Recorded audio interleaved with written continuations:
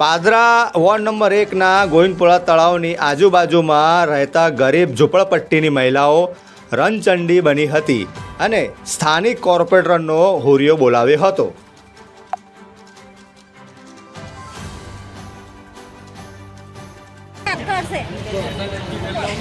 બા કેમ અહીંયા આગળ આવ્યા છો તમે આજે?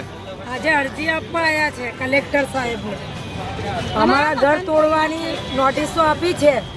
હવે જે ઘર તોડવા આવશે એ પરેશ ગાંધીના તઈ જ ઘર ખાટલો નાખીશું. હવે અમને જ્યારે બી પરેશાન કરશે ત્યારે અમે નગરપાલિકામાં પરેશ ગાંધીને તઈ જ જઈશું. પરેશ ગાંધીની હાય હાય, પરેશ ગાંધીની હાય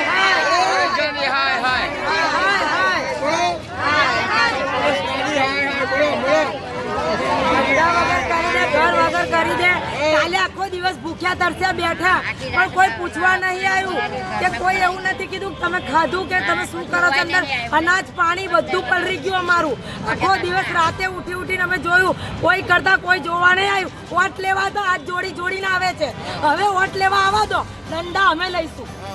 હા, શું તમારી બેન શું માંગે? એટલે વોટ નહીં હાલવાનો ને એને કશું હાલવાનું નહીં, ફરિયામ પગત નહીં મૂકવા દેવાનો. હવે અમાર ઘર હાલકો તને વોટ હાલી અમે એને અમારે વોટ હાલવો નહીં કોઈ નહીં. અને અમારા મકાન તોડવા આવશે તો અમે તારી ઘેર આવીને બેસીશું. અમારા છોકરા છાયા લઈને અમે કઈ જઈએ રસ્તાની અંદર. એ અમાર જો હાથ જોડીશું, અમે તો એમ જો એને હાથ જોડીશું. શું કરશો?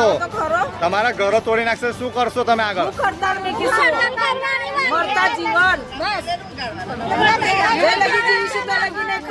અમારા ઘર તોડાય હોય, તમારા ઘર તોડીશું. પરેશ મોદી તમારા ઘર તોડવા આવીશું. અમારા છે તમારા અમે તો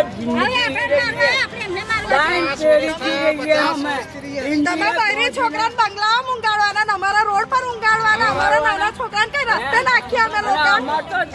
વોટ લેવાનો હતો વેલો ને ભૂસા ને ઘેર પગે લાગી નાલી જાવ. હવે ના જતા રહ્યા તમે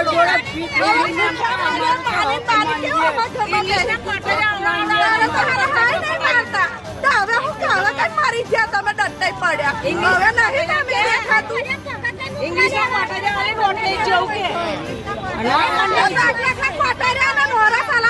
ઘેર નાખી જાય. હવે આપણે ભરવા નહીં આવતા તમે તમારા બૈરી છોકરા લે કરે ને અમે છોકરા રસ્તે લાગડે અમે પૂછ્યા તમારે એવું કેવું તમારે.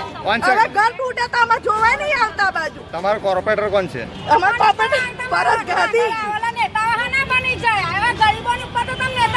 તમે બધા તો ચોર છે. અમોને ગરીબોને સતાઈ અને બધું અમારું અત્યારે લૂંટફાટ કરવા માંડ્યા. તમારું સત્યાનાશ છે.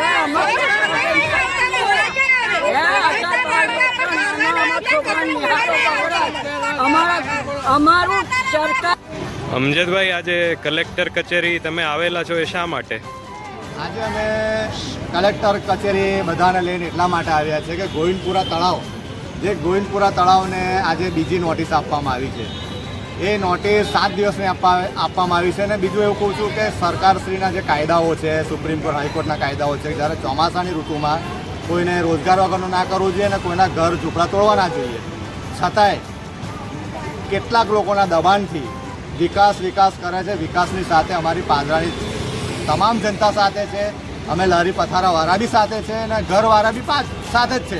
બરાબર. પણ જે કાયદાઓ છે, અમે કાયદાની માંગણી કરીએ છીએ. તમે વિકાસ સરસ કરો, ખૂબ સરસ કરો વિકાસ, અમે તમારો સાથ આપીશું અને અત્યારે બી આપીએ છીએ. પણ અમારી એટલી માંગણી છે કે જે કાયદાના ધોરણમાં છે કે જ્યારે જોનો રોજગાર જતો હોય તો એને રોજગાર પહેલે વ્યવસ્થા પૂર્ણ કરવાની નગરપાલિકાની હોય, તો નગરપાલિકાને પહેલે રોજગારની વ્યવસ્થા કરવાની હોય. કેમ? અમે એટલા માટે હક કરીએ છીએ કે એમને અમે વેરો આપીએ છીએ. વેરો છે કે પાવતી આલીએ છીએ, એક લારી દીઠ 20 રૂપિયા લેખે આલીએ છીએ. અમારા તમામ લારીઓના નહીં તો 36 થી 50 લાખ રૂપિયા દર વર્ષે અમે આલીએ છીએ. પાદરા નગરપાલિકાના વિકાસમાં અમારો મોટો ફાળો લારી પથારાવાળાનો છે. છતાંય અમને બેરોજગાર કરવામાં આવે છે. જેથી કરીને આજે કલેક્ટર સાહેબ પાસે અમે માંગણી લઈને આવ્યા છે કે અમને રોજગારથી વંચિત કરવાના પહેલે અમને પૂર્ણ વસન કરી આપો. બીજું કે અમારા માળી સમાજના લોકો છે જે નહીં 40 થી 50 મકાનો છે તોડી નાખવાને કહે છે.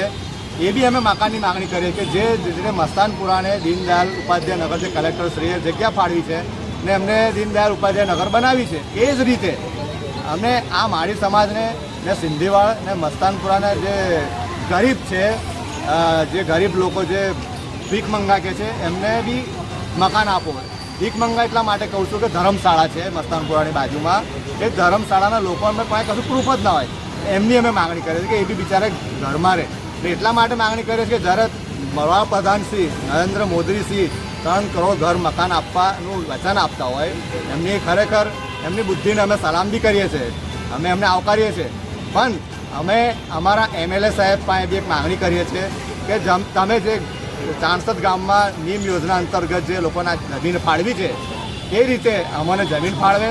કેમ કે અમને વિશ્વાસ છે અમારા કોર્પોરેટર જે 3 કોર્પોરેટર છે એમના અમને વિશ્વાસ બિલકુલ નથી, કેમ કે 3.5 વર્ષ થઈ ગયા સામે જોવા નથી આવ્યા.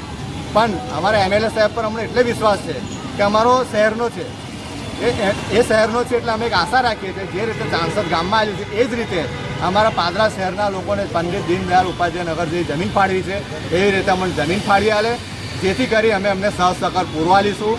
જે બી વિકાસ કરશે અમે સહયોગ આપીશું, એ અમારું વચન છે.